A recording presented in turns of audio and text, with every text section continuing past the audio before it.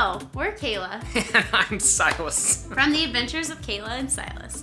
And today we're talking about Silas's favorite subject, Food. This is a line item that people often forget or ignore, since we usually budget for groceries and eating out in our regular monthly budget. However, food on vacation is not the same as food at home. So please take the time to think this through. One of the reasons that budgeting for food on vacation is important is because you're going to want to try new things. You don't want to know how much money we're already setting aside just for gelato on our upcoming trip to Rome. You're going to run into street food, markets, and other recommendations that you'll just have to try. For this reason, you'll usually spend more money on food while on vacation. Another reason food is more expensive while you're traveling is because you're going to inevitably run into a situation with language barriers, where you're lost, when you're starving after swimming in the ocean, you name it. Believe me, you're going to end up eating somewhere that's uncomfortably expensive just because you have to.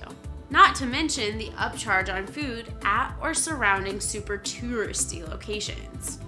Oh, you're going to Disney World? A bottle of water is going to cost you $4. It's insane, but you're going to pay for it because it's August and you might pass out if you don't. If you want to get really specific with your food budget, think about a few different categories. First, there is eating out. On some vacations, this may be all that you do. Think about how much it costs for you to go out for breakfast, lunch, and dinner at home. This is probably your minimum daily cost for food, unless you're traveling somewhere very cheap like Southeast Asia. We also budget money for groceries, if we can do breakfast and snacks from our accommodations, as well as food and snacks while we're out and about. If you're going on a trip for more than a couple of days, you might want to think about how your vacation will interact with your regular monthly budget for food.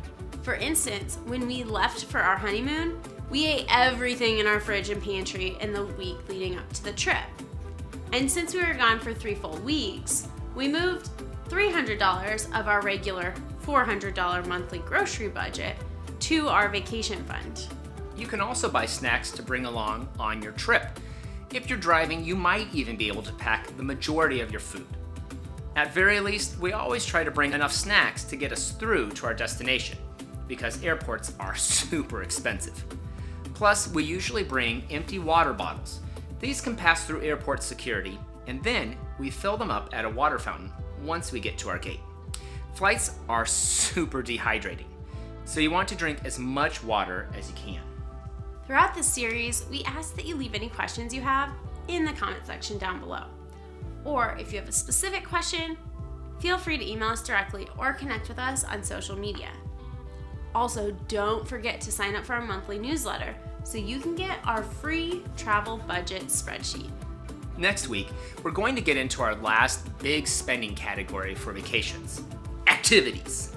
This category can vary wildly depending on your destination, so it's definitely something you want to give some thought to before finalizing your budget. Once again, we are Kayla. And I am Silas, wishing you luck with your upcoming adventures.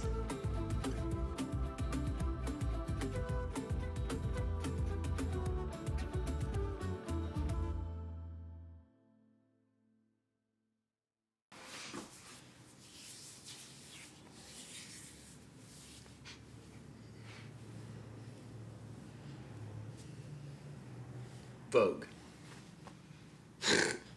Oh, you're going to Disney World? A bottle of water is going to cost you $4.